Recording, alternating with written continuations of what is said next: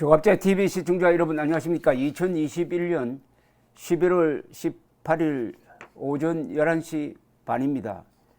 윤석열 국민의힘 대통령 후보는 요사이 이 쟁점이 되고 있는 19조 원의 초과 세수를 여당이 대선 자금으로 여기고 서서는 안 된다는 입장을 밝혔습니다.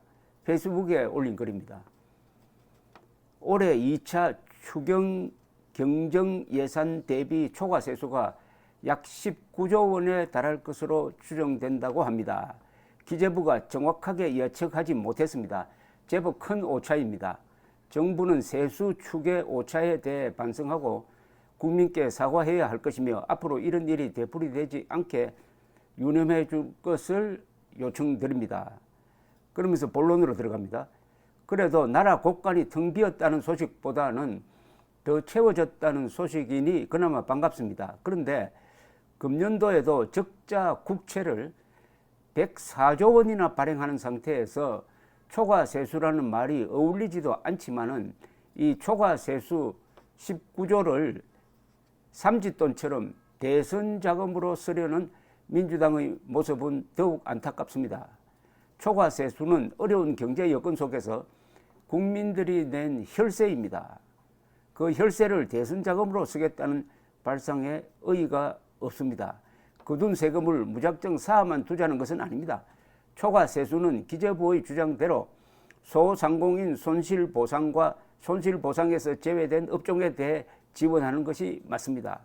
이 기재부와 민주당의 갈등에서 윤석열 후보는 기재부 편을 듭니다.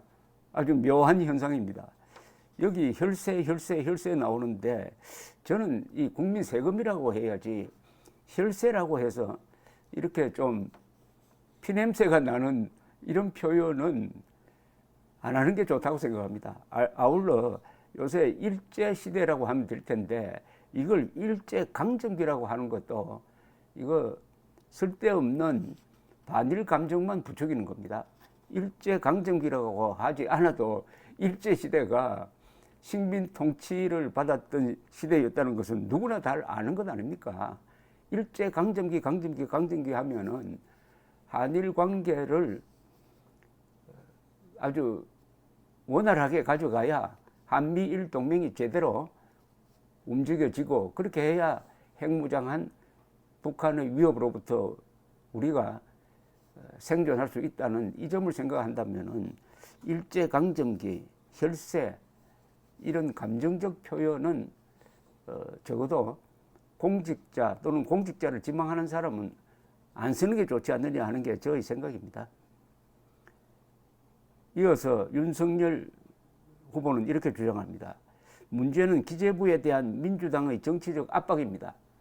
압박의 모양새가 거의 맡겨둔 돈 내놓으라는 식입니다. 재정 운영은 정부만의 책임이 아니라 집권 여당도 공동 책임이 있는 겁니다. 막중한 책임이 있는 집권 여당이 잘못된 재정 운용에 반성하고 사과하기는커녕 기재부를 강박하며 이렇듯 국민 혈세를 주머니 속 삼짓돈으로 여겨도 되는 것인지 묻고 싶습니다. 정부 금고를 집권 여당의 현금 지급기로 생각하는 겁니까? 물론 기재부의 부정확한 세수 예측은 잘못된 일입니다. 하지만 이번 일을 빌미 삼아 기재부를 국정조사 운운하며 겁박하고 결국 이재명 후보의 대선 공약을 관철시키겠다는 민주당은 더 이상 공당일 수 없습니다. 이런 식이라면 민주당은 이번 대선에서 국민의 심판을 면치 못할 것입니다.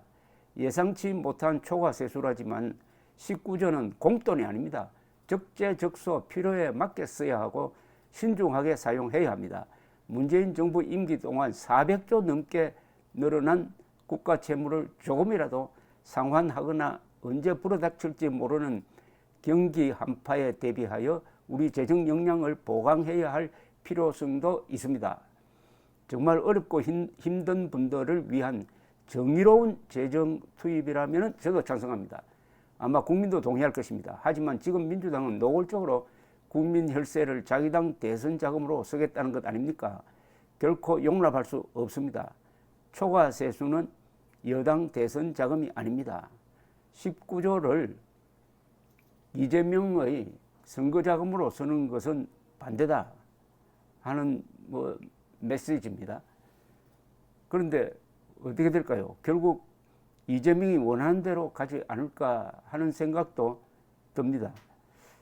또는 이 정권 교체기니까 이 공무원들이 이 마지막 영혼을 지키려는 노력을 할지도 모르겠는데, 여론과 언론의 뒷받침이 있어야 이 공무원들이 버틸 수 있습니다. 감사합니다.